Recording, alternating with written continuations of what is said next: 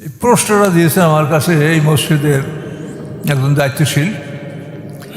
তেওয়ালে মুফাসসাল, আওসাতে মুফাসসাল, কিসারে মুফাসসাল নামাজের তেলাওয়াতে এই বিষয়টা জানা কতটা জরুরি। তো বিষয়টা জরুরি, এই জন্য আমি জবাব দিচ্ছি আপনাদেরকে যে আমরা যে নামাজটা সালাত যে আমরা আদায় করি, আসলে বিষয়টা কি?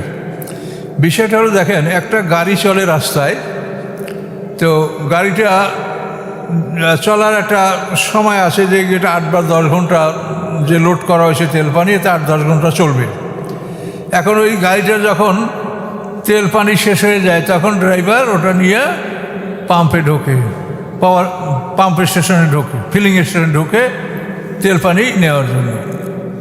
তো আমরা মানুষ, আমাদেরকেও ঠিক মানে সঠিক পথে চলার জন্য, সিরাতাল মুস্তাকিমে চলার জন্য আমাদেরকে আল্লাহ বলছেন যে তুমি দৈনিক 5 বার ফিলিং স্টেশনে ঢোকো এবং সেখান থেকে তুমি ফিলিং করে নাও, তোমার ভিতরে শক্তি অর্জন করো ভালো পথে চলার। তা আমাদের ফিলিং স্টেশন কোনটা বলেন তো? এই যেখানে বসা আছেন এটা। এখন এই ফিলিং স্টেশনে আমাদেরকে ঢুকতে হবে। এখন কিভাবে ঢুকতে হবে, এটা আমাদের মালিক সৃষ্টিকর্তা, তিনি আমাদেরকে এটা ভাগ ভাগ করে দিয়েছেন যে তোমরা সারা রাত ঘুমাবে, ফজরের সময় তোমরা এই ফিলিং স্টেশনে ঢুকবে। এইখানে ঢোকার পরে তুমি সারা রাত ঘুমিয়েছো, কাজেই তোমার ট্যাঙ্কি খালি, এতে তেল নাই মোটেও। এই জন্য ফজরের নামাজে তেওয়ালে মুফাসসাল অর্থাৎ 40 আয়াত কমপক্ষে, সূরা হুজুরাত থেকে বুরুজ পর্যন্ত যে সূরাগুলি আছে এগুলোকে তেওয়ালে মুফাসসাল বলা হয়। এই মাপের কেরাত তুমি কোরআনের যে কোনো জায়গা থেকে পাঠ করবে, এটা হলো ফজরে তেওয়ালে মুফাসসাল। আর এই তেওয়ালে মুফাসসাল জহুরে, যেহেতু আমরা ফজরের নামাজ পড়ার পরে অন্তত 8 ঘন্টা পর জোহরের নামাজ পড়ি, বিরাট একটা গ্যাপ। এই জন্য জোহরের সময়ও আমাদের ট্যাঙ্কিতে তেল থাকে না। এই জন্য জোহরের নামাজেও ঠিক ফজরের নামাজের কেরাত পড়তে বলা হয়েছে, ওই রকম বড় কেরাত তেওয়ালে মুফাসসাল। কিন্তু আমরা সেগুলো পড়ি না।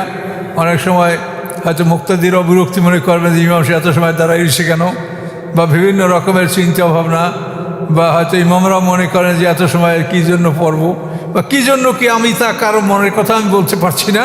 কিন্তু আইন হলো যে কেরাত আপনি ফজরে পড়বেন ঠিক ওই পরিমাণ কেরাত আপনি জোহরে পড়বেন, তেওয়ালে মুফাসসাল। এরপরে হলো আওসাতে মুফাসসাল। এই আওসাতে মধ্যম কেরাত, এই সূরা বুরুজ থেকে অধ্যহা পর্যন্ত যে সূরাগুলি যে সাইজ, এই সাইজের কেরাতটা হলো আওসাতে মুফাসসাল। সূরা বুরুজ থেকে অধ্যহা এই সূরা আপনি পড়বেন আসরে এবং এশায়। মাগরিবের পরে এশা খুব বেশি বিলম্ব না, জোহরের পরে আসর খুব বিলম্ব না। এই জন্য মধ্যম কেরাত পড়বেন আপনি আসরে এবং এশায়। আর কেসারে মুফাসসাল মানে ছোট, এই ছোট ছোট অধ্যহ হইতে নাচ পর্যন্ত যে সূরা, এগুলো কেসারে এইটা পড়বেন আপনি মাগরিবে। যেহেতু আপনার ট্যাঙ্কি তো খালি হতে পারে না, আসরে লোড করছেন আর মাগরিবে আবার লোড করবেন, তাহলে অল্প কিছু লোড করলেই হবে। এই জন্য মাগরিবে পড়বেন আপনি কেসারে মুফাসসাল। তো এই কেরাতগুলির গুরুত্ব আছে এবং আল্লাহ যেভাবে বলেছেন সেভাবে আমাদের, আর রাসূল আমাদেরকে সেভাবে বাতলাইছেন, কাজে এগুলো আমাদের সেভাবে পালন করা দরকার। তো এই কেরাতগুলি যদি আমরা এইভাবে না করি, অনেক ইমাম সাহেবরা মাগরিবের নামাজেও ওই বড় বড় সূরা থেকে 2-3টা আয়াত পড়িয়া তারা মাগরিব নামাজ পড়েন, তো নামাজ হয়ে যাবে। কিন্তু যে এই যে আসল যে বিষয়টা, আপনি যদি মাগরিবে যদি ছোট কেরাতগুলো না পড়েন, সেটা পড়বেন কখন? আর কোনো ওয়াক্তে তো আপনাকে এই ছোটো কেরাত পড়তে বলা হয়নি।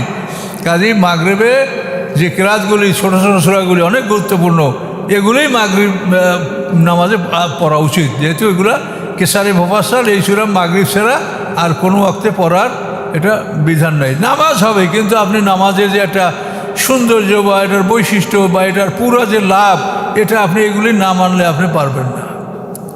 কাজে এই জন্য নামাজকে সুন্দর করে পড়তে হলে কেরাতের এই বিষয়টা নজর রাখতে হবে। তারপরে পবিত্রতার বিষয়টা নজর রাখতে হবে যে আপনি ঠিকভাবে পবিত্রতা অর্জন করছেন কি না, এবং এই নামাজকে সুন্দরভাবে পড়ার জন্য আপনাকে একটা মানে পূর্ব প্র্যাকটিস যেটাকে বলা হয়। আপনি জোহরের 4 রাকাত নামাজ পড়বেন, এর আগে আপনি 4 রাকাত সুন্নাত পড়ে নেন। তা দেখেন আপনার ইঞ্জিনটা নিউট্রাল হয় কিনা। মানে ফজরের পর তো ইঞ্জিন বামে ঘুরছে, দুনিয়া বামে ঘুরছে ইঞ্জিন। তো এখন এই বামে ঘুরলে ইঞ্জিনটা আপনি থামাবেন, থামাইয়া তো আপনি গিয়ার পাল্টাবেন। এখন ব্যাক গিয়ার থেকে ফ্রন্ট গিয়ার নেবেন বা ফ্রন্ট থেকে ব্যাকে নেবেন, ইঞ্জিন তো নিউট্রাল করতে হবে।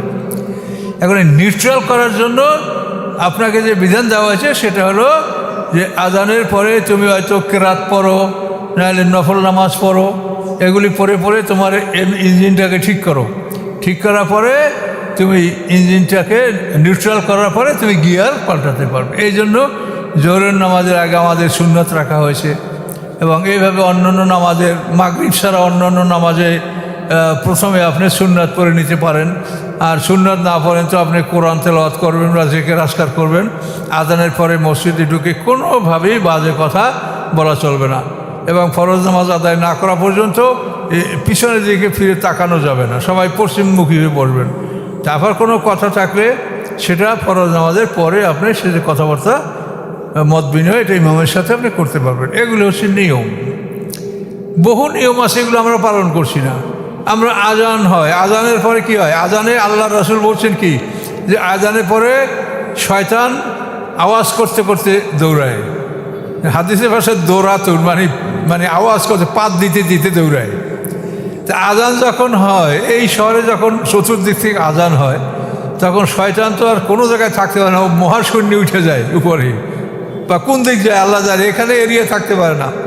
তো আজানের পরে আবার যখন 15 মিনিট আপনাকে অবকাশ দেওয়া হয়, অবকাশ দেওয়ার পরে আপনি ফরজ নামাজ পড়বেন, তখন শয়তান আবার আপনার এরিয়ায় ঢুকে গেছে।